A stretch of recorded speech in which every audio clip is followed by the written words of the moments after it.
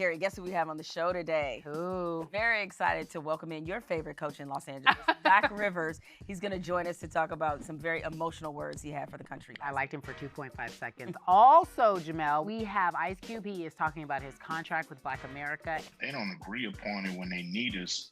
How could they agree upon it when they don't? And he is very serious, very, very serious. Almost as serious as America is about canceling you. They try.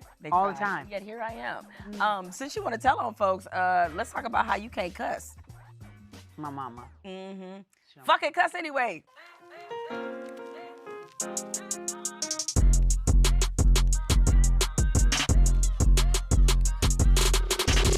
Hey everybody, welcome back to Stick to Sports. Jemele, we're still here. So obviously, we're doing something okay. Yes, perhaps. obviously no one's been fired.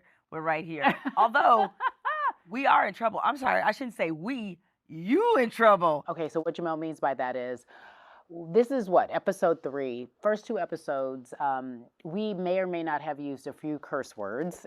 F*** out of here! F*** out of here. And you know what? I think we're out of so I'm gonna say FOH. Y'all can get the f*** out of here. Don't even start. Don't even act Not like, us. Yes, us.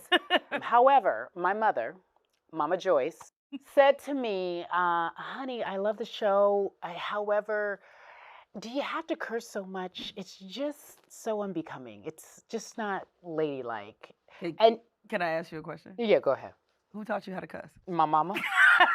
I just want to check. I said, let me get this right. So the woman who taught me how to use said words, she was like, I would never. She's gonna kill me for this, by the way.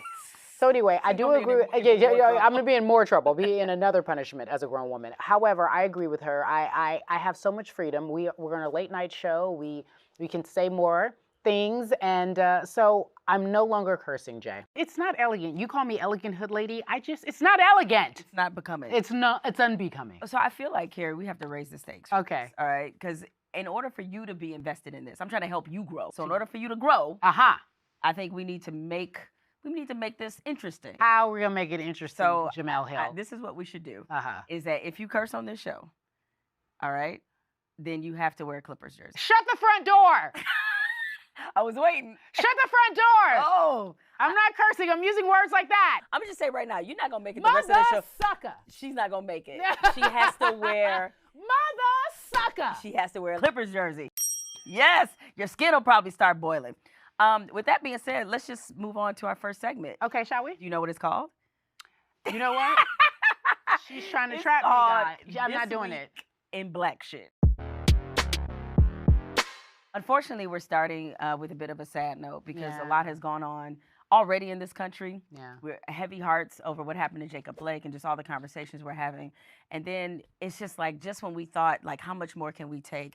Chadwick Boseman, the wonderful actor, he succumbed to colon cancer, age 43.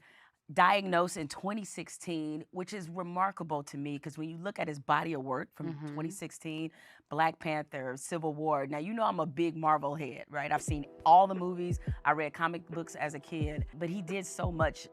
Watching that film on premiere night, and then there was this after party, I looked around the room and all I saw was Black excellence. Yeah. And that was a direct result of how they felt about this film, and more specifically, how they felt about Chadwick. Denzel Washington said when he looks at Chadwick Boseman and how far he was able to move the conversation in terms of acting, he said he feels as if he's in a relay race. He looked back to Sidney Poitier and he said, I feel like I'm the third leg and I'm just handing the baton to Chadwick. And he did that financially because he paid for He paid for him to go to school. Expensive Oxford program on acting, right? It was an entire movement. It was truly wonderful. And it's just heavy. I mean, it's just hard. And to know that we don't know what he was dealing with on a daily basis. But right? it just he is produced excellent work. a testament to his excellence. And so we want to say that obviously we will miss you and thank you for giving us Black Panther. Speaking of those who have said things that really touched us, Doc Rivers, as you well know, he is the head coach for the Los Angeles Clippers. And for just a segment, I will set my allegiance aside. Doc is really changing the narrative because he's showing a lot of emotion that Black men don't normally show. We're the ones getting killed. We're the ones getting shot. We're the ones that we're denied to live in certain communities. We've been hung, we've been shot, and all you do is keep hearing about fear. We keep loving this country, and this country does not love us back. Doc Rivers, head coach of the Los Angeles Clippers. Thank you so much for joining us on Stick to Sports. How are you, Doc? Live from the bubble. I'm going to speak to Jemele first.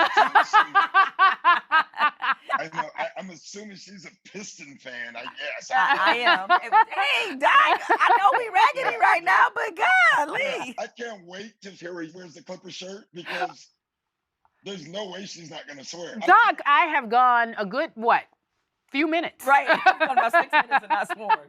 Exactly. You know what, Doc? You should purposely make her mad and just start talking shit about the Lakers right now. Don't. Because then she'll curse. Don't do it, Doc. I'm going to take the high road. Take the high road, as you often do. We are so glad to have you. Walk us back, right, if you will, to that moment when you said, you know, why do we love this country? Because they don't love us. What were you thinking in that moment? Honestly, it just poured out. I just told you what I was feeling. Didn't give it a lot of thought. It wasn't a prepared speech, but it's how I do feel. I mean, it's over and over again. It needed to be said. Yeah, Doc, I mean, the amount of people who retweeted this, who talked about it, I mean, it really became a viral moment. But being inside the bubble, I want you to give people some idea of what it's like to have the world feeling like it's on fire, to have the country discussing all these very serious issues, and you guys being isolated. What's it like trying to manage those two things of trying to be a basketball coach and pursue a championship while also all this other stuff is going on? I think the players clearly have had an impact, right? They have this platform, players and coaches and the entire league, where we can talk every day about the issues, but we're not in the issues right now. We're like isolated from it. So I think what affected the players the most is they don't know the impact. They are having an amazing impact. Their word is being heard worldwide right now. The Blake shooting was heavy, and you could feel it in the bubble. And then those couple of days with the protests that I'm so proud of our players. I got to tell you, being in the room, I was lucky enough. They invited me in the players' room to talk, and listening to all those young men was powerful. It was awesome. It really was. How did you get them to decide, you know, collectively, let's go back because we can do more on the court than off the court?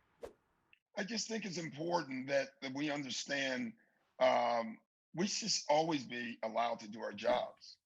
The whole thing is not like on the NBA players or on the NBA to solve all problems, but we should be part of them. You know, we should get involved if we want to. And so my thought was, if we want a platform, we should play because we will have a platform for the next 3 months or 2 months, as long as we're here, to be able to talk every day. You're going to hear from a player. Every game, there will be ads about social injustice, about voting. And the only way that could happen is if we do play and do our jobs. So I thought it was very important on a lot of fronts that we do it. And I was glad our guys chose to do it. Yeah, on a sad note, Doc, obviously everybody was reeling from the weekend about what happened with Chadwick Boseman, and now we found out that the legendary John Thompson has passed away as well. Just share with us what his legacy is, what he meant to you. He was my mentor. Listen, when you're a Black coach, you don't have a long list of guys that you can call about issues that Black men need to talk about. John Thompson was about the cause long before the cause. I mean, just think about him and what he had to go through. And just, if you remember, when they were rolling, the stuff that was said about his team, thugs, and I mean, there was so much negative energy around that Georgetown program. And it was for one reason. Well, two. One, they were kicking everybody's ass. And the second, it's the truth. And the second reason is that they were Black in doing that. Yeah, our hearts are all heavy about that. Like you said, I told Cari this. John Thompson had me thinking Georgetown was a HBCU. Yeah, Like yeah, he really did. yeah.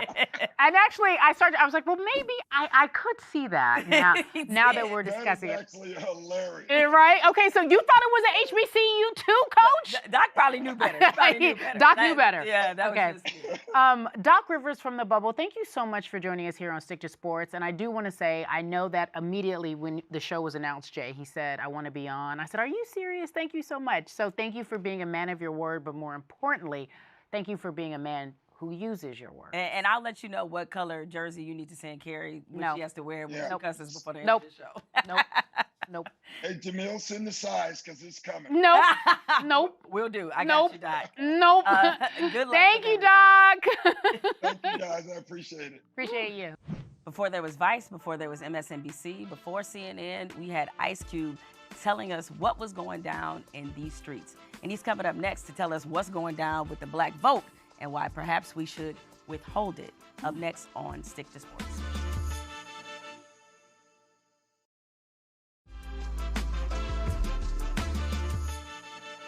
Much like we do here on Stick to Sports, our next guest has no trouble speaking his mind.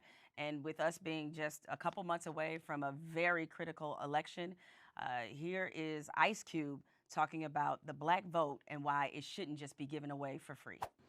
Democrats don't seem like they got a plan. Republicans don't seem like they got a plan for us. So how the hell you gonna vote for them?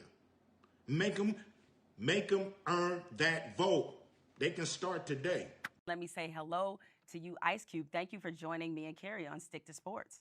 How y'all doing? Thanks for having me. I'm really curious about what you believe is needed, the contract with Black America. Can you tell us what that is and why you feel it is imperative? The reason, the Black community is in the condition that we're in is systematic. There's been things in place when it comes to banking and lending and credit. The contract is trying to rectify some of these obvious problems. We want to deal with the wealth gap, which is our biggest problem. If we deal with that, a lot of these other problems that the community find themselves in wouldn't be as bad. It's dealing with a lot of our issues that, with a little change and a little adjustment, a little more accountability, us not being relegated to the bottom, we could fix our own problems, a lot of them ourselves. Talk to me about how you feel this can be actually instituted. I love this contract, but who will help us put it in place? Oh, we need, of course, the federal government to step up, and we need the private sector to step up. And Black people, we got to step up. So, this is a two-way, three-way, four-way street that we all have to get on to rectify the situation. So, it's a plan right now where we're concentrating on going at government because there's an election that's right around the corner. So we think we can make a lot of strides, and we are. Cube, let me focus on the government part of it. You've been vocal about making politicians earn our vote, which I completely agree with. That being said, I don't think it's hyperbole. We're in the most critical election of all of our lifetime. Do you think that's the right message to send, knowing what the other option is? We believe now is the time to push the candidates to make a move to get, a full throttle, full-throated support. The thing is to hold them to the line and get this agreed upon. If they don't agree upon it when they need us, how could they agree upon it when they don't? Or why would they? I'm snapping my fingers because that's word, right? I got to ask you this before we get out of here. We are all Laker fans in this family. You and I both know that. We've had a lot of Laker conversations, and there had been a little scuttlebutt, if you will. Kareem Abdul-Jabbar said he felt that your comments were anti-Semitic, and he was upset. You then, in turn, said that you would have wished he called you before he actually wrote that op-ed. And I want to talk to you about what that conversation would have been like. If he called you and said, what I thought you said was anti-Semitic, what would you have said? First thing I would have said is, bro, I didn't say one thing, point out what I said. You got to be specific on what I did. I would have been able to let him know that I never said anything. But, I don't want to speculate on that. It didn't happen. It's water under the bridge as far as I'm concerned. I'm holding no grudges or ill wills. He's still the cat. You know what I mean? He's still, one of my most favorite Lakers. So, you know, that ain't gonna change. Do you think people misunderstood what you were tweeting and what you were trying to get across? Of course they did. But that happens. That happens. With music, people misunderstand you. That happens with all types of art sometimes. Well, what were you trying to say? Um, I think that's water under the bridge. You don't want to I get think into it. what's more important is the contract with Black America. Okay. I respect it. That is a nice way of saying I ain't answering that. I'm transitioning. Well, he's very, He's very nice about very it. nice about it. I mean, I told you. I listen. Hey, I'm gonna mind my business because that's my business. So let me ask you this question though: Are you surprised at all by what's happening now with everyone enjoying? I guess maybe that song because I can't curse. Cari can't curse right now, so she can't say. She's talking about "fuck the police," basically. Cube. My mama said I can't curse because So- she said she curses too much. but it's a resurgence. Well, how do you feel about that? I think the song when it came out was probably 100 years late. So it's just a shame that that it's still as relevant as it was when it first came out. So it's just to me the sign of the times. As an artist, you want to do something that's gonna stand the test of time. Unfortunately, this is the song I got that stands the test of time. That one day I hope it's just ancient history that people can look back and listen and say, damn, it used to be savage down there, Yeah. very primitive. One day it'll be played out, hopefully. He's been ahead of his time with his music for a very long Hey, time. he was the first person I heard say the police the biggest gang in America. Yo, was Ice Cube. So, yo. as I said, before we had CNN, Cube, we had you. You were giving us the news. You were giving us the news and what was going down in the streets for sure. Well, thank you so much for joining us and Yes. for sharing the contract with Black America. And more importantly, we can't wait to hear the update when you do have those conversations with both sides of the aisle, what comes of that. So thank you for continuing to be a voice. We appreciate you. We appreciate you. Yeah. I appreciate y'all too. And can't wait to let y'all know what's up. Coming up next, a new segment called Cancel Jemele. America has once again tried to cancel her, but guess what? Still here. Still strong.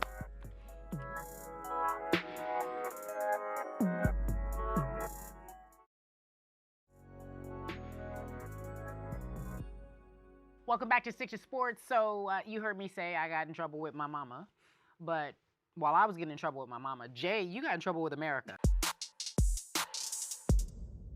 And I don't know which one is scarier. Mama, Actually, I'm America. Mama Joyce might be. Mama Joyce, Mama Joyce is scarier.